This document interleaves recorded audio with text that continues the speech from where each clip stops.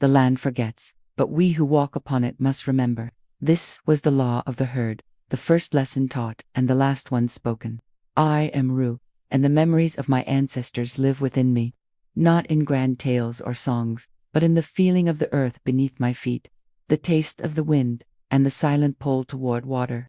My tusks are small, a mark of shame to some, but my mind holds the map of generations, sacred trust passed from matriarch to matriarch, and now, to me, for 10,000 seasons, the great river was our lifeline, a silver serpent carving through the savanna, promising life. We followed its ghost, a dry, cracked scar where life once thrived. The sun was a merciless eye in the sky, baking the mud until it fractured like old bone. Thirst was a constant ache in our throats, a tightening fear in our bellies. The elders, their skin like ancient bark, remembered the river's fullness. They spoke of a time when the water ran so deep and strong it could sweep a calf from its mother's side. Their faith was absolute. The river always returns. They rumbled, their voices heavy with the certainty of ages. We follow the path, it is the only way. But the land I felt was not the land of their memories. The dust tasted different, drier, older. The wind carried no scent of distant rain, only the smell of decay and the silent screams of wilting trees. The ancient path felt wrong. A whisper of doubt, small at first, began to grow within me. A new memory was trying to form, one born not of history, but of a terrifying, uncertain present. Our journey became a slow, agonizing march.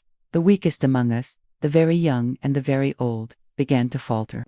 Their steps grew heavy, their calls for water weaker with each passing day. We walked past the skeletons of those who had not been strong enough, their bones bleached white under the relentless sun, a stark reminder of our own fragility. The predators grew bolder. Hyenas, once content to shadow us from a distance, now stalked the edges of the herd, their eyes gleaming with a hunger that mirrored our own desperation. Their laughter echoed in the twilight, a cruel mockery of our suffering.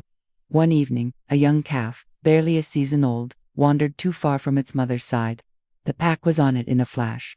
The herd trumpeted in fury and grief, but it was too late. We were too weak, too slow. The loss sent a tremor of fear through us all. Doubt became a fire in my gut. The elders saw my hesitation. The path is the path. Ru, the lead matriarch, Alara told me, her voice firm but her eyes clouded with wariness. To abandon it is to abandon our ancestors, to abandon hope. Her words were meant to soothe, to reinforce the chains of tradition that bound us, but they felt like a cage. How could we honor the past by marching toward a future of certain death? That night I dreamed, not of the lush riverbanks of old, but of a place I had never seen, a narrow valley, shrouded in mist, with walls of jagged rock that clawed at the sky. A place of legend, the Valley of Whispers. The stories said it was a trap, a place where herds went to die, lost in the bewildering echoes and shadows. But in my dream, I heard something else beyond the whispers. I heard the sound of rushing water. The dream haunted my waking hours. The Valley of Whispers. It lay to the west, a day's journey off the ancestral path, a forbidden direction. To suggest it was heresy, but the vision was so clear, the sound of water so real, it overshadowed the elders' steadfast commands. My inner conflict was a storm. To obey was to honor my duty, my lineage, to trust the wisdom that had sustained us for millennia. But my senses, my very bones, screamed that the old wisdom was leading us to our doom. The herd was fracturing. Factions began to form. Some rallied behind the elders, their belief and tradition unshakable. Others, seeing their children weaken, looked at me with a desperate, questioning hope in their eyes. They saw the doubt in my own. The tension was a physical weight, pressing down on us as heavily as the oppressive heat. Alara confronted me as the sun began to set, painting the sky in hues of blood and fire. "You are planting seeds of fear, Ru," she said, her voice a low growl. "You would lead us into a known death trap based on a dream, on a feeling." I looked at her, at the deep lines of worry etched around her wise, tired eyes. "The path we are on is also a death trap," I replied, my voice shaking but firm. "It is just a slower one. The land has changed. Our memories must change with it, or we will become memories ourselves." She saw the conviction in my gaze, the terrible certainty that had taken root in my soul. It was not the arrogance of a youth challenging his elders, but the terror of one who sees the cliff edge just a few steps ahead. We stood at a crossroads. To the east, The ancestral path stretched onward, a trail of dust and bone leading to a dry riverbed and shattered hopes. To the west, the dark, foreboding entrance to the Valley of Whispers loomed, a gateway into legend and fear. The herd was silent, their gaze shifting between Elara and me. The moment had come. All the memory, all the tradition, all the fear had led to this single, impossible choice. I looked at the calves, their ribs showing, their eyes dull with thirst. I saw their mothers, their powerful bodies slumped in exhaustion and despair, and I knew I could not lead them one step further down the path of the past. My innocence died in that moment.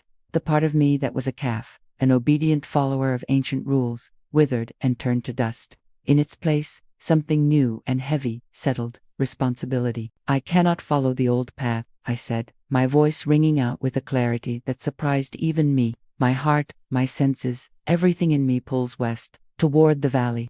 I believe there is water there. I cannot force you to follow, but I will not lead you to a dry grave. I turned, my small tusks pointing toward the unknown, and took a step, then another. I did not look back. For a long, agonizing moment, the only sound was the scuff of my own feet on the cracked earth. Then, I heard another footstep, and another, one by one. Then, in a great, rumbling wave, the herd began to move. They were following me. Elara was the last. She stood for a moment, a silhouette of ancient authority against the dying sun. Then, with a heavy sigh that seemed to carry the weight of 1,000 generations, she too turned and joined the march into the shadows. The Valley of Whispers was a labyrinth of stone and mist.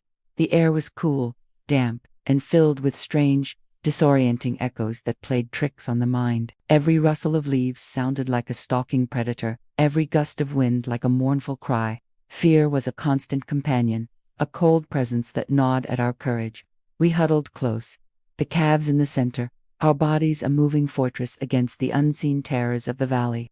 We moved slowly, cautiously, my senses stretched to their absolute limit. I listened not to the deceptive echoes, but to the deeper sounds beneath them, the subtle trickle that my dream had promised. We found it at dawn. Tucked away in a hidden cleft, shielded by a curtain of moss and vines, was a spring. Water, clean and cold, gushed from the rock, pooling into a deep, clear basin before flowing away into the earth. It was life. The sound of our relieved rumbles and joyful trumpets finally silenced the whispers of the valley.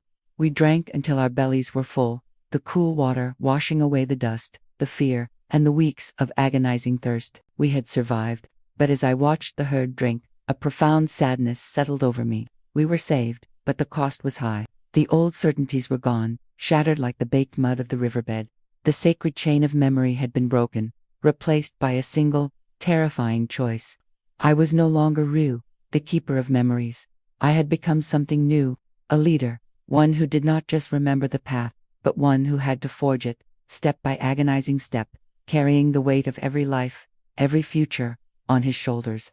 The savanna had a new memory now, a memory of drought, of doubt, and of the valley where an old way of life had ended, and a new one, born of desperation and courage, had begun. Thanks for watching. If you enjoyed Rue's journey, please like this video and subscribe for more stories from the wild.